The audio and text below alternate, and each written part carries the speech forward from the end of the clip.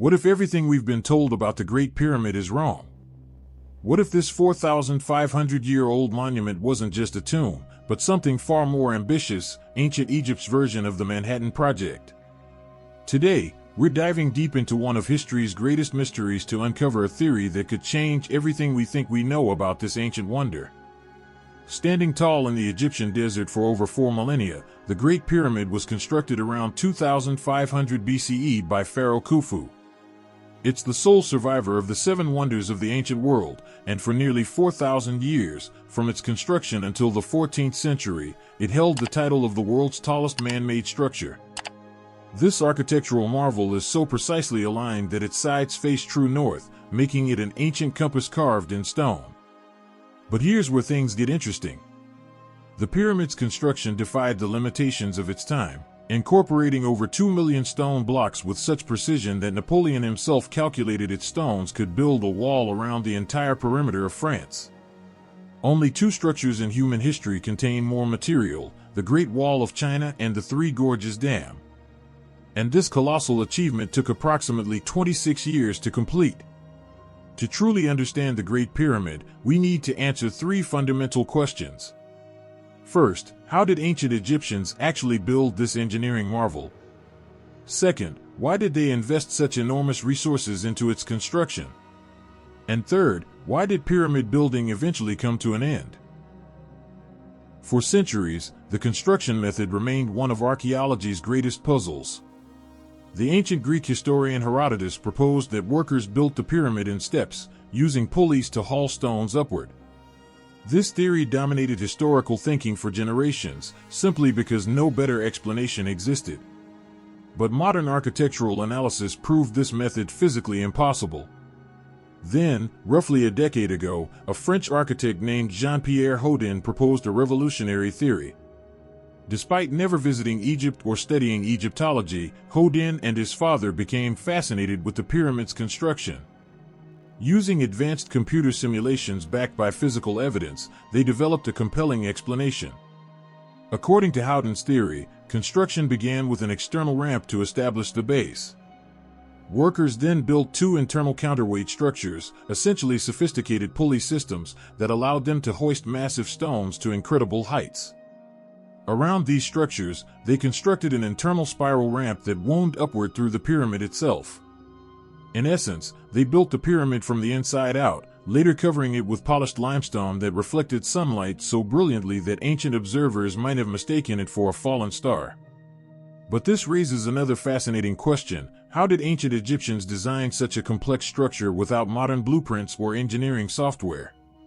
The answer lies in a practice common to architects throughout history. They built a scale model beside the construction site, allowing them to solve problems and test solutions before implementing them on the massive pyramid itself.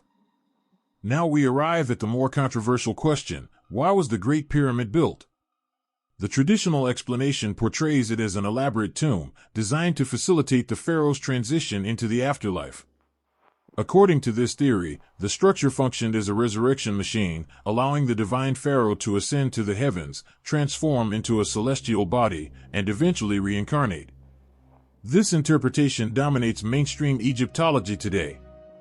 However, 3 significant problems challenge this tomb theory. First, despite discovering over 100 pyramids throughout Egypt, archaeologists have never found a single mummy or body inside any pyramid's sarcophagus.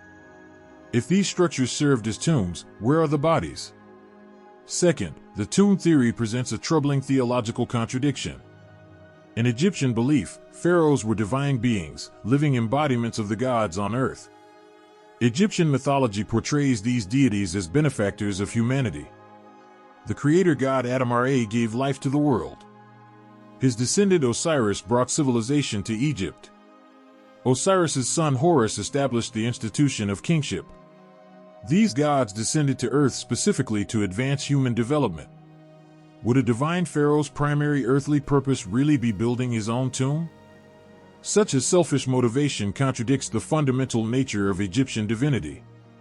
Third, practical logic exposes another flaw.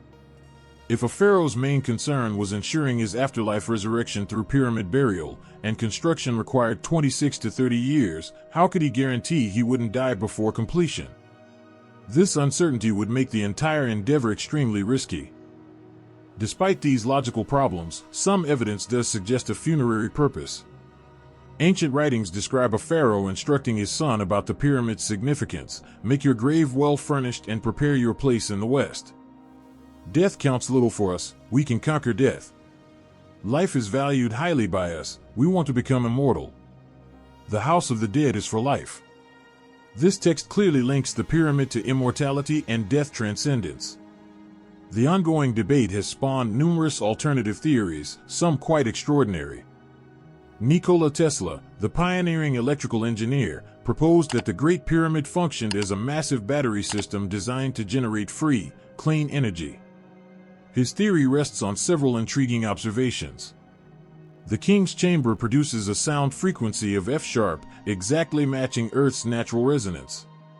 The pyramid's precise alignment with true north suggests it was positioned to capture energy from Earth's electromagnetic field. Its construction combines granite stones internally with limestone externally, creating a natural energy storage system similar to modern solar panels. The reflective limestone surface could theoretically capture and store energy from sunlight and moonlight.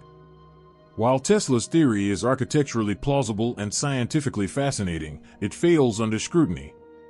The pyramid doesn't actually function as a battery, and if ancient Egyptians had somehow generated vast amounts of free energy, what would they have used it for?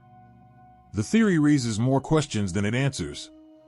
This brings us to a bold new interpretation, one that reframes our entire understanding of the Great Pyramid. What if this monument represented ancient Egypt's Manhattan Project? Consider the parallel. During World War II, approximately 130,000 people worked across the United States, Canada, and the United Kingdom for 5 to 6 years to create the atomic bomb. The world's greatest scientific minds collaborated on what arguably became humanity's most significant invention.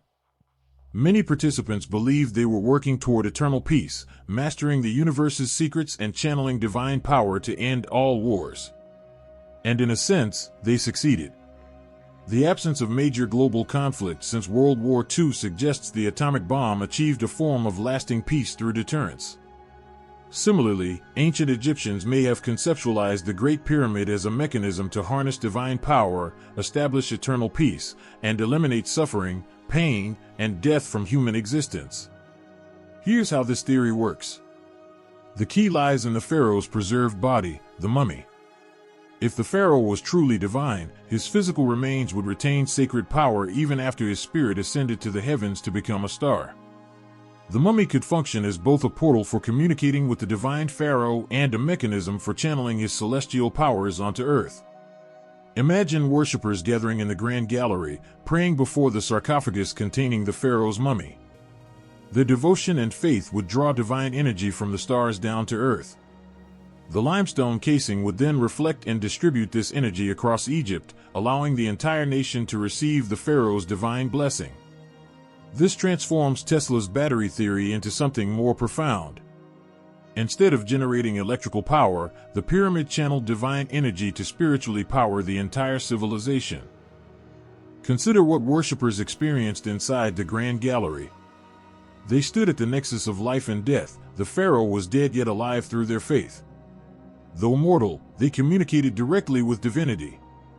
The chamber itself resembled a womb, returning visitors to the moment of birth, while simultaneously evoking a tomb. Outside, the gleaming pyramid appeared as a star descended to earth, a collision of heaven and reality, myth and tangible presence.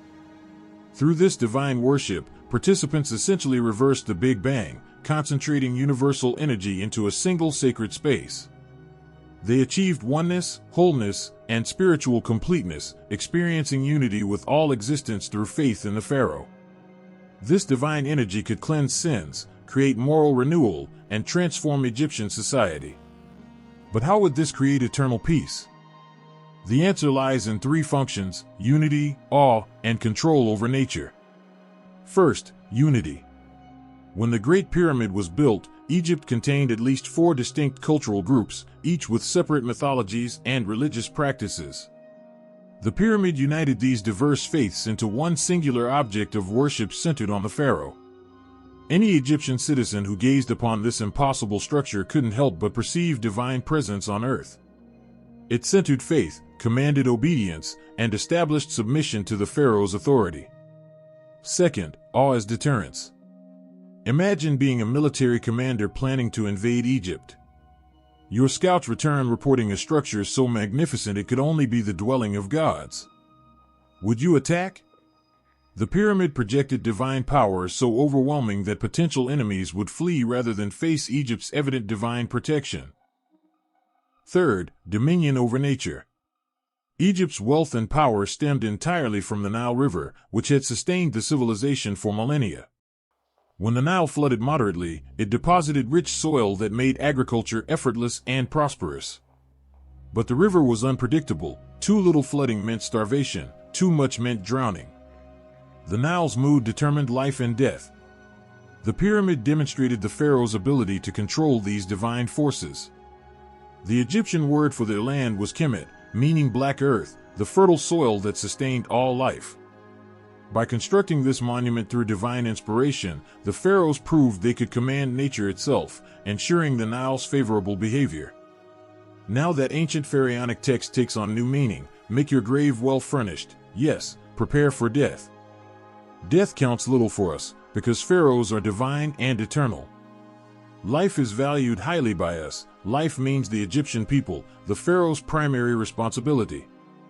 The house of the dead is for life. The pyramid isn't about death at all. It's the pharaoh's ultimate gift to his people, his legacy of benevolence ensuring Egypt's eternal stability and prosperity. The Great Pyramid wasn't a tomb.